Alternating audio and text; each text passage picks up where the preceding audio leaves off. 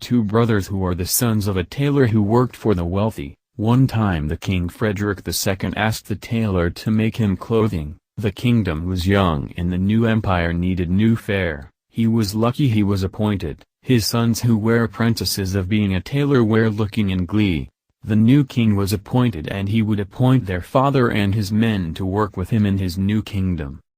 Many nights went by and the father, who was tired after a hard day's work, said, "Sons, could you hear this request? The fire is out. Could you go out and chop some wood for the furnace?"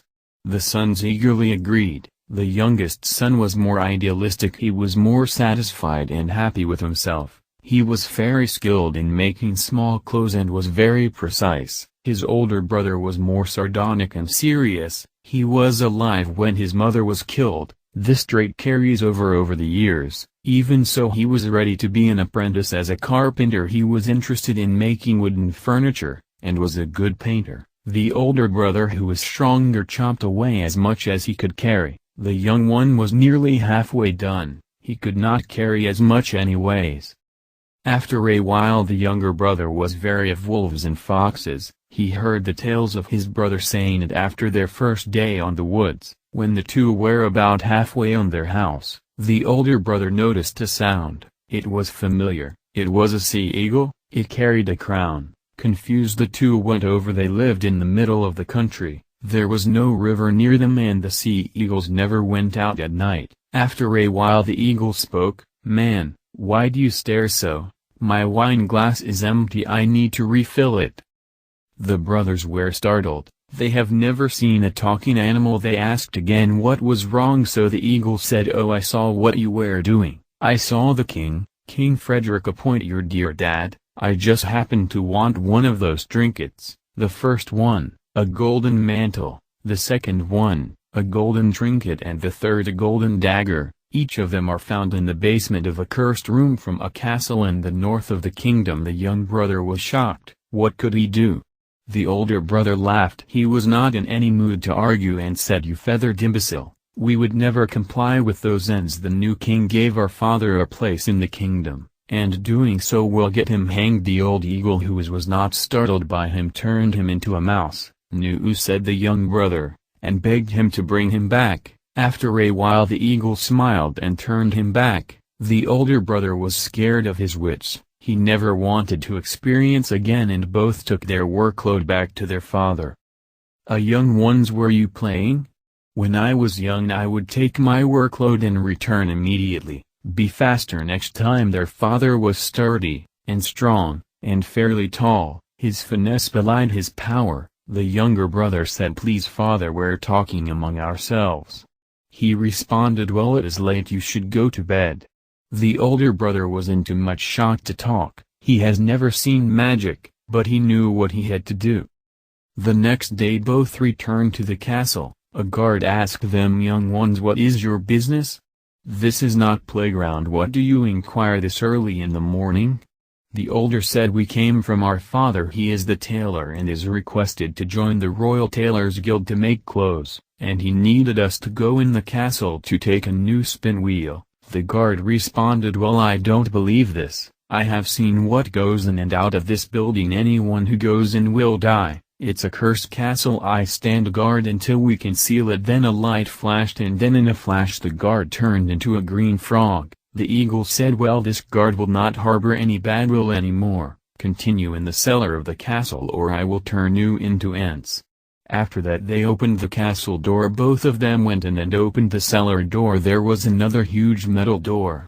The eagle said to them, "I cannot pass to the barrier. If you turn back I will turn you into rabbits and devour you flesh and bone, and replace you." They both went and saw a hallway. It was long and the setting was damp. Over there was a blue-skinned man. He was small and fat. Behind him was a mantle. He said, "No intruder goes into here alive."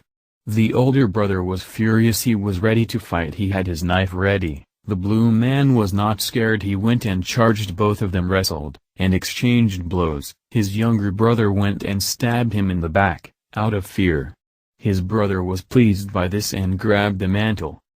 After a while both went to a chamber. This one was cold and very hot at the same time. The bottom half was frozen and the upper half heated. Then in the end was a treasure box. Hey, there might be a treasure in that, said the younger brother. The older brother said no, it could be a trap. I will scout ahead for any danger. He went and walked into the rock bridge. His was slowly inching away to get to the set. He was closing in and looked to all sides. He opened the crate and was bracing himself. After he opened it, what a surprise, nothing happened.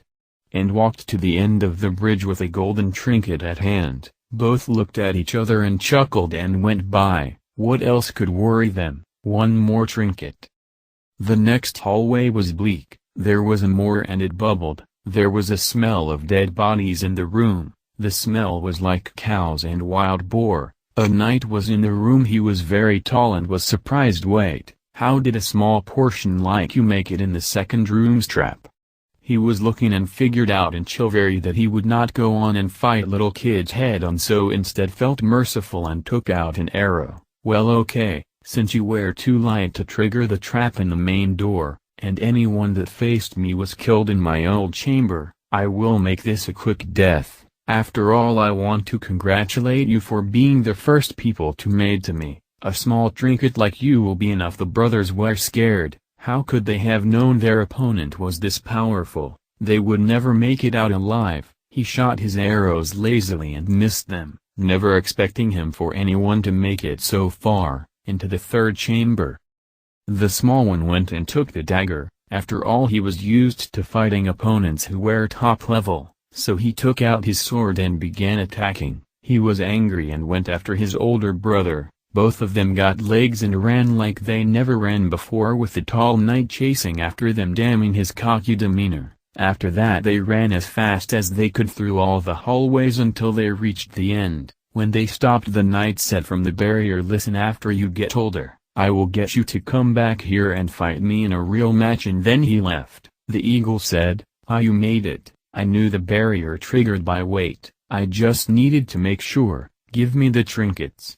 He fired a flash, but they went through the barrier again and it missed. It didn't come from the eagle, but a small figure. He looked like a small skinny dwarf. He said in a raspy voice, "Well done, someone finally got the trinkets I needed. So long, come and get them to me so I can take the king's form and turn him into an animal. I was waiting for this day about 80 years' time, and finally some better than gold and food. I can't wait, give it." And in a flash he gushed out blood. When two brothers went out, the light grew strong and turned the evil guy into rock.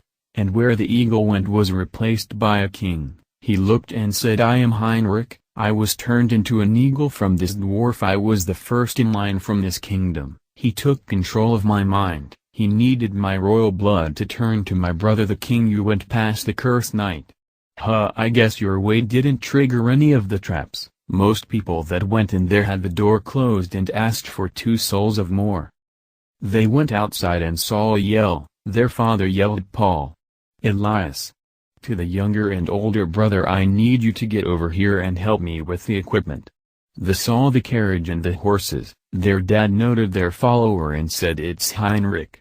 I know that garb. He was not dead."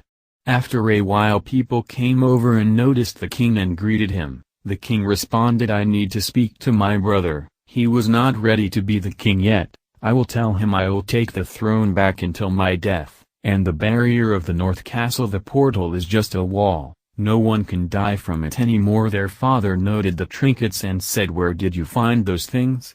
Those look like very fine-looking gold ornaments. Let me see what we do with them." The older brother Elias said, "Well, it turns out that maybe we will not move into the kingdom after all. I will become a carpenter and you back to the normal life as a private tailor." The younger brother Paul said, "Don't worry, after what happened I can't wait to be back to my normal life." King Heinrich overheard their conversation. "I will grant your father to work with the kingdom. I will give him power to work for the kingdom. We need more workers for the growing kingdom. You may keep the trinkets." Happy, the brothers went out and walked into the castle walls. It was a long day for them and both were ready for their new life.